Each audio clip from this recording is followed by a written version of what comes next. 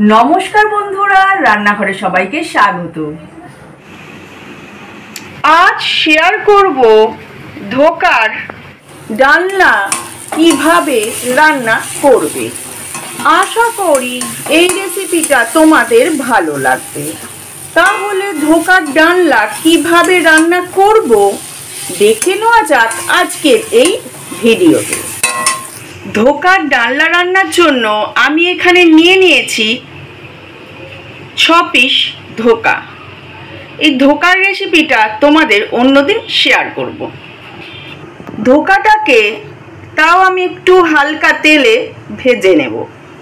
কড়াইতে দিয়ে দিয়েছি সরষের তেল, ধোকাগুলোকে হালকা ভেজে নেব।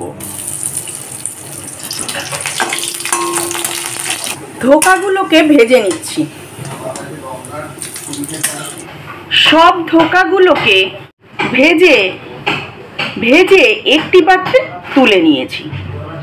ধোকার ডালনার জন্য আমি এখানে নিয়ে নিয়েছি 4টে আলু।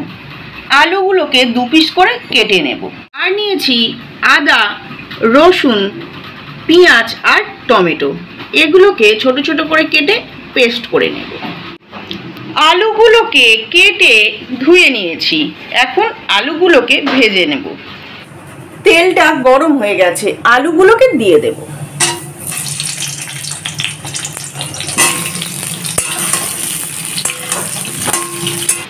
আদা, রসুন, পেঁয়াজ, টমেটোকে কেটে মিক্সির জারেতে দিয়ে দিয়েছি। আর তার সাথে দিয়েছি 4টে ছোট এলাচ আর সামান্য পরিমাণ ডালচিনি। এগুলো একসাথে পেস্ট করে নেব। মশলাটার পেস্ট হয়ে গেছে। আলুটাও লাল করে ভাজা হয়ে গেছে। আলুটাকে ভেজে তুলে নিয়েছি। এই তেলেই মশলাটা দিয়ে কষে নেব। মশলাটাকে ভালো করে কষে নেব। গ্যাসটাকে এখন হাই ফ্লেমে করে দিয়েছি।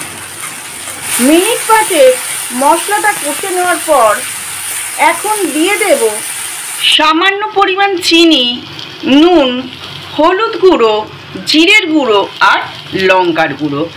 এখন মশলাটাকে ভালো করে কষে নেব। মশলাটাকে এখন কষে নিচ্ছি।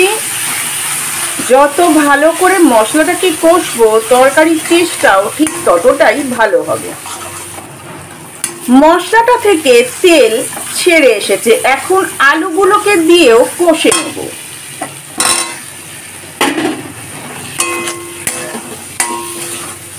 গ্যাসটাকে লো ফ্লেমে করে রাখবো।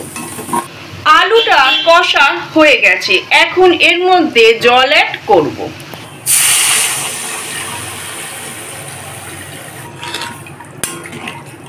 গ্যাসটাকে এখন হাই ফ্লেমে করে দিয়েছি। আর থালা দিয়ে চাপা দিয়ে দেব। মিনিট 15 বাদে আলুগুলো সিদ্ধ হয়ে গেছে।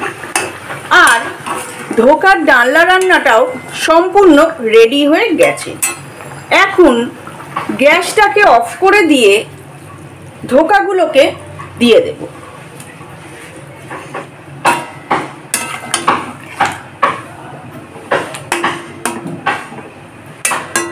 5 মিনিট এইভাবে রেখে দেব।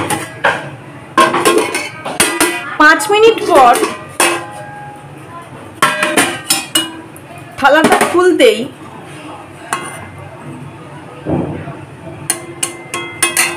সম্পূর্ণ